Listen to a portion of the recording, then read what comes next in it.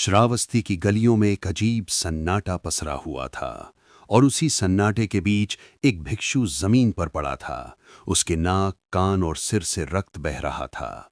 पास ही एक कौवा तड़पता हुआ मर चुका था। लेकिन असली सवाल ये था, चोरी किसने की थी, भिक्षु ने या किसी और ने? यहीं से शुरू होती है एक ऐसी घटना जहां सत्य सामने होते हुए भी छिपा रहा और एक निर्दोष व्यक्ति ने अपनी जान तक दांव पर लगा दी। श्रावस्ती ने एक मणिकार के घर तिस नाम का एक शिष्य था जो पिछले 12 वर्षों से रोज वहीं भोजन करने जाता था। दोनों के बीच विश्वास था, इतना कि कभी किसी ने संदेह तक नहीं किया। एक दिन मणिकार अपने घर में बैठा एक मांस का टुकड़ा काट रहा था और तिस वहीं पास में शांत बैठा था। तभी कौशल नरेश के यहां से एक मणि यानी कीमती रत्न उसके पास धोने के लिए आई। मणिकार ने उसे अपने रक्त लगे हाथों से लिया और बिना सोचे उसे जमीन पर रखकर हाथ धोने चला गया। बस यहीं से कहानी ने एक खतरनाक मोड़ लिया। जैसे ही मणिकार वापस आया तो उसने देखा मणि गायब थी। उसके मन में तुरंत एक ही ख्याल आया, ये काम तिस ने किया होगा। उसने अपनी पत्नी से कहा। पत्नी ने तुरंत मना किया, वो एक भिक्षु है जिसने संसार त्याग दिया है, वो चोरी कैसे कर सकता है? लेकिन संदेह जब मन में बैठ जाए तो तर्क भी हार जाते हैं। अगले दिन जब तिस फिर भोजन के लिए आया, मणिकार में बिना घुमाए सीधे पूछा, मेरी मणि कहाँ है? तिस ने शांत स्वर में कहा, मैंने कोई मणि नहीं ली। पर इस बार सच्चाई कमजोर थी और शक ज्यादा ताकतवर।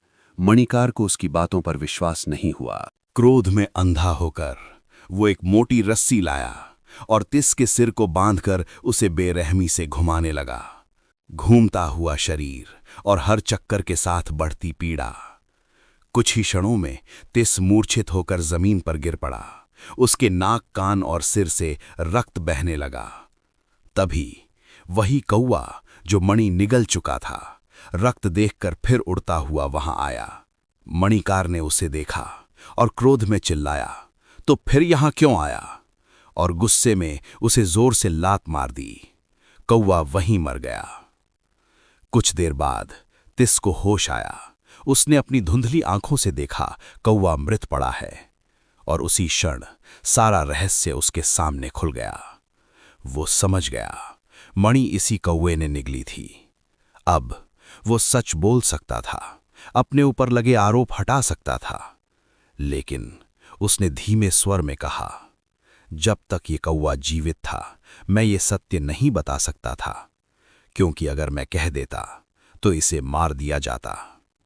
ये सुनकर मणिकार के पैरों तले जमीन खिसक गई। उसने तुरंत तिस के पैरों में गिरकर क्षमा मांगी। लेकिन जो होना था वो हो चुका था। कुछ समय बाद तिस ठीक हो गया। पर इस घटना का अंत यही नहीं हुआ। समय बीता और एक दिन मणिकार की मृत्यु हो गई और वो सीधे नरक गया। उसका वही कौवा उसके घर में पुनः जन्म ले चुका था और उसकी पत्नी जो सत्य के पक्ष में थी वो स्वर्ग चली गई। जब एक दिन भिक्षुओं ने इस घटना के परिणाम के बारे में पूछा, तब ये पूरा रहस्य सामने आया कि कर्म कभी व्यर्थ नहीं जाते और सत्य चाहे जितना छिप जाए एक दिन सामने जरूर आता है। लेकिन सोचने वाली बात यह है, अगर उस दिन तिस सच बता देता तो क्या वो बच जाता या फिर एक निर्दोष जीव की मृत्यु का कारण बन जाता?